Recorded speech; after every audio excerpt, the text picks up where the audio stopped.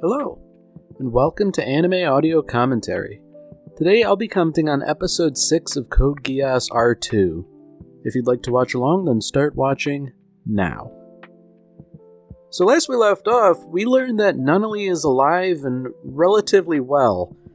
Less well off than we might hope because she's the new Governor General of Area 11, which is a position that holds a pretty high mortality rate.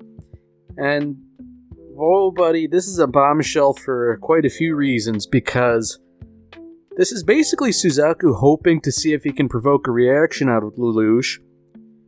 But even if he can't, this is sort of like a tacit threat, essentially saying, look, we've got Nunnally in the palm of our hands, so, if you aren't hypnotized and, you're willing to cause trouble, you better behave yourself. At least Rolo was here to sort of, come in clutch. It's a nice thing, I suppose, but I don't think it's gonna save him in the end.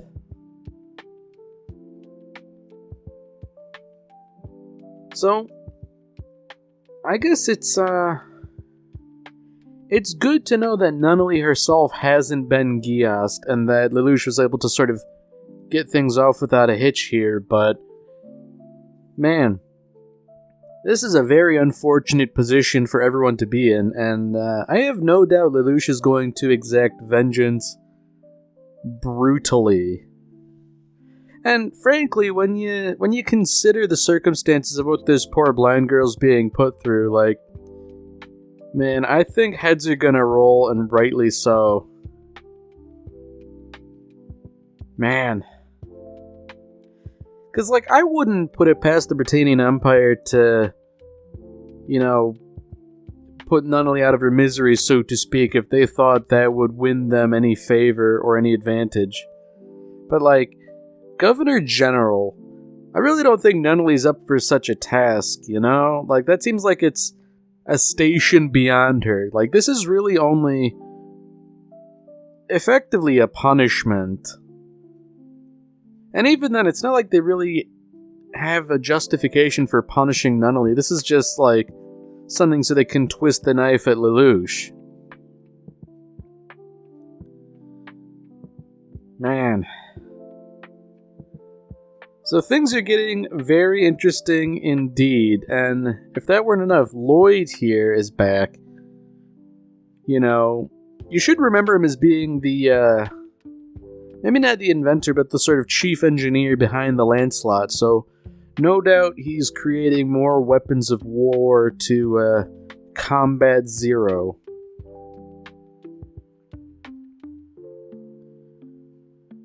Oh.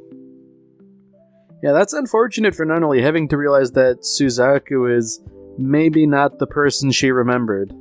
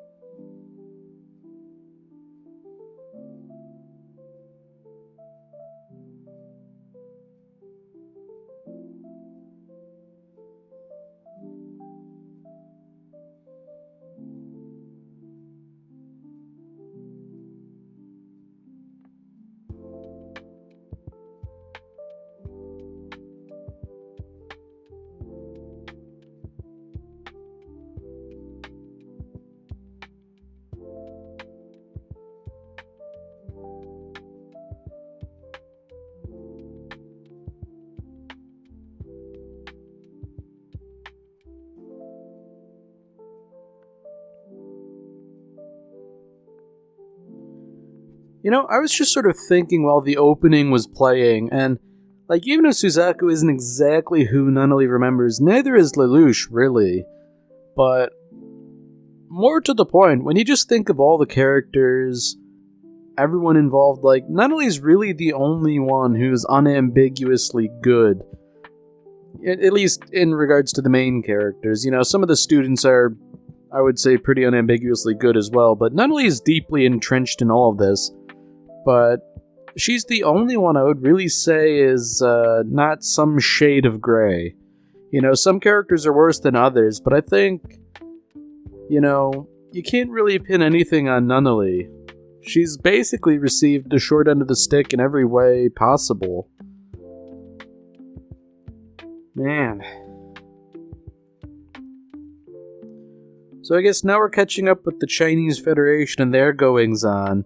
Because there's still sort of an X-factor in all of this, because their allegiances seem to be, you know, subject to change, I guess. Because, like, for now, they've sort of worked towards the same goals as Lelouch, but, you know, I don't think there's any reason to suspect that they won't turn on him as soon as things become expedient for them.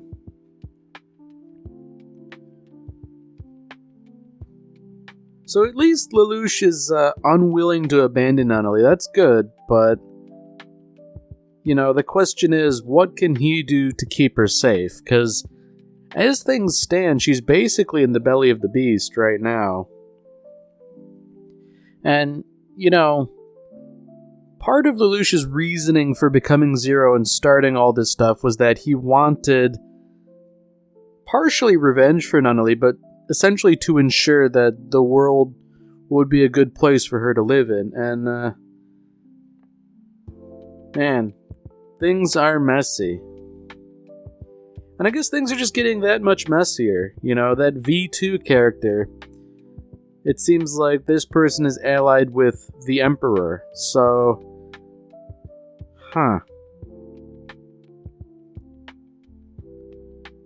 Yeah, okay, well that's a little bit more information, but things are still kind of ambiguous. Ooh. For the Emperor to refer to V2 as brother is interesting. I mean, you know, not only does that imply, like, some sort of a familial connection, it's certainly bizarre when you see the two of them and their relative stature. So, I guess whatever makes someone like C2, you know, to give them the ability to make these contracts and hand out Geasses and all that, like, that's gotta, like, halt the aging process, essentially, because we do know C2 is immortal. I think it's fair to assume that V2 is in a similar situation, but, you know, it must have happened decades ago.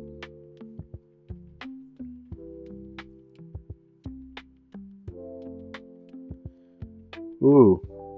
So Lelouch is not playing games here. Immediately, he wants to capture the new Governor General, which is, you know, understandable, but I feel like this is certainly a risky operation.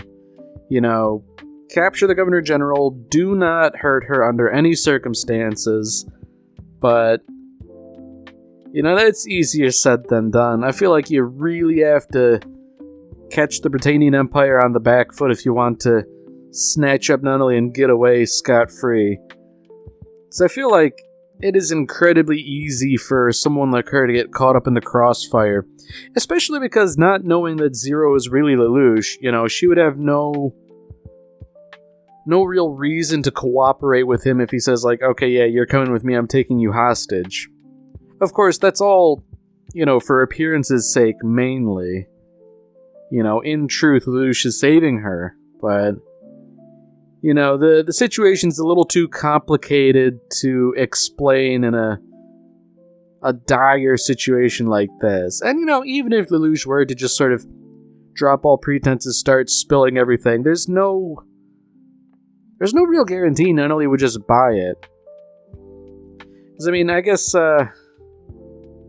well, she would be willing to trust Lelouch, I suppose, but, you know, it's certainly an unorthodox situation where, you know, yes, this person sounds like Lelouch, but if you're blind, like, how can you tell for certain, you know?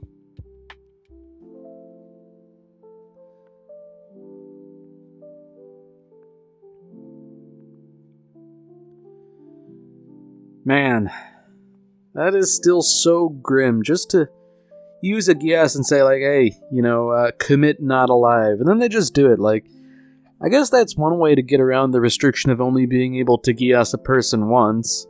There will never be an opportunity to do it again, so...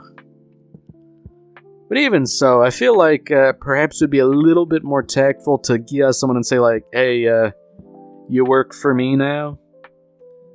I mean, if the idea is he wants to get Nunnally out of here safe, it might do to have some, warm bodies between them and the powers that be. Ooh. So, things are getting tense. Enemy nightmare frames kitted out to fight this aerial battle. That's definitely not good, seeing as how the Black Knights seem to be, kind of lacking in that department. Like, yeah, they got airdropped in, but that was more of a ad hoc arrangement, it seemed. If these other nightmare frames have jetpacks, then the extra mobility is definitely going to work to their favor. Because this is one of those unfortunate situations where the Black Knights are essentially forced to play on a two-dimensional field where the enemy can operate in 3 dimensions, and, really, like, that extra dimension makes all the difference, I'd wager. So the question is, what now? Because it seems like Zero's hesitating a little bit. He's not rushing right in. Like, he's becoming a little bit sentimental, and I feel like that's not good. I'm really hoping this isn't going to be a repeat of Euphemia and all that. I mean, understandably, like, Nunnally's a little apprehensive regarding Zero, seeing as how he killed Clovis and Euphemia. Little asterisk on that last one, but from her perspective, it's understandable that, like, she would assume, like, okay, it's time to meet my maker, but I don't know. Can Lelouch just disabuse her of that right away? Because I feel like time being of the essence as it is, maybe it's better to just say, like, look, you are a captive, you're coming with me, and then, explain later when it's safe. Although that said, if he does kidnap the Governor General alive, like, what would constitute a safe space? Because I feel like, this isn't something where the Empire is just going to relax. And I mean, sure, they won't necessarily be able to bring the full might of their military to bear. At the same time, they're not just going to sit around and do nothing, right? Like, they're gonna have to go to some extreme measures. Yeah, and when somebody's firing like a big weapon around that's capable of destroying these airships, I feel like that's not good, because that was rather cavalier on the part of that knight. And I guess speaking of cavalier, it's never good when you're aiming a gun at your own ship.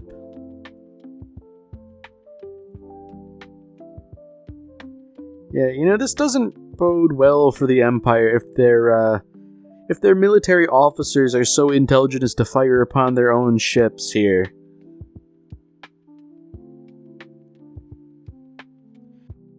So now I guess, Zero's gotta have some sort of, vocal disguise going on here with his helmet. Like, it makes sense in a way, because he does have to disguise his voice, but I feel like Nunnally, of all people, would be especially sensitive to this sort of thing. So it must be pretty good. Ooh. Man, it's never good when communications are jammed and you can't contact Lelouch. Like, I get the feeling that things are gonna hit the fan pretty quickly, seeing as how comms aren't, operating correctly.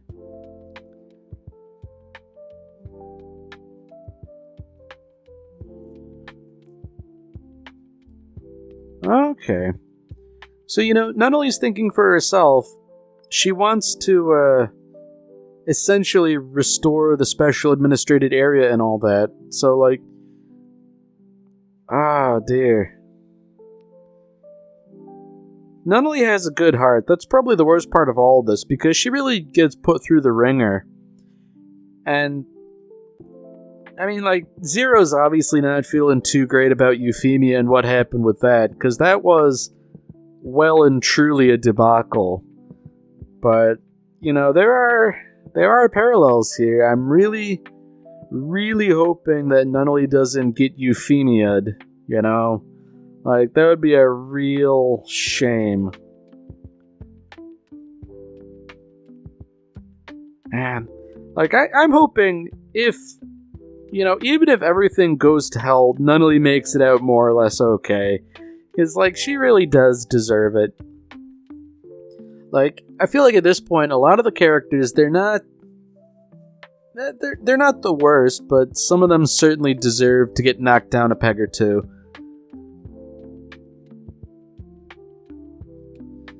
Yeah, well, whatever time Lelouch had with Nunnally, he seems to have squandered it, seeing as how the Lancelot is now launching, and that means, things are really about to hit the fan.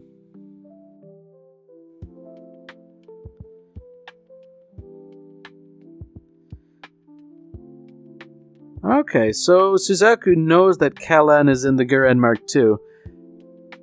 I guess that was established before on the island, I believe, but man, if the Gurren Mark II is being defeated so summarily, then yeah, it's bad when stuff's happening like this.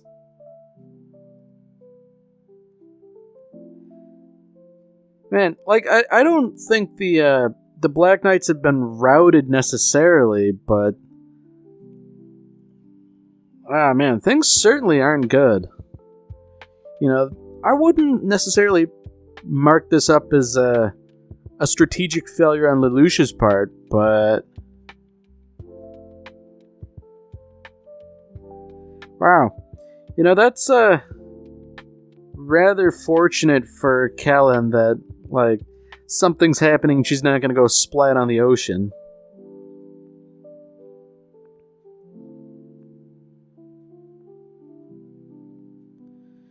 Wow, I guess it's good that both the Black Knights, or rather just the Black Knights, have their own sort of technical expert who can help them out here. Because, when you're just dealing with the Empire with their, veritable army of engineers and things like that, they can rapidly develop technology and outclass you pretty quickly.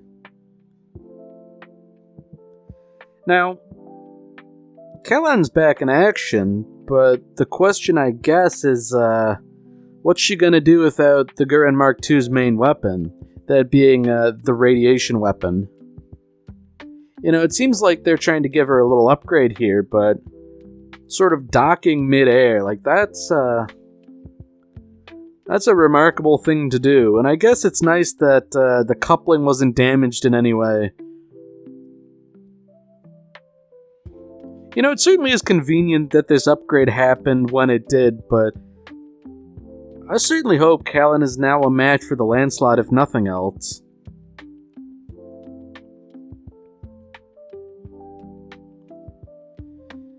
Yeah, so the situation is dire. Everybody's sort of under the impression that, Zero's gonna need rescuing here. That's how you know it's bad. Because I guess, they're already sort of considering it a foregone conclusion that maybe they can take the Governor General with them. But, man, that is a remarkable weapon if it can fire at range when it needed physical contact before. Just a shame she didn't take out the Lancelot or one of those others and just got, the Peon instead.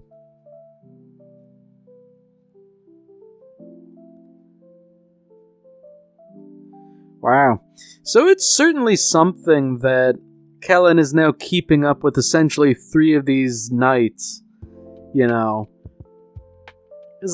these 3 here, they're part of the Knights of the Round, being the 7 best in all the realms, so You know, it's no mean feat that she can keep up with them.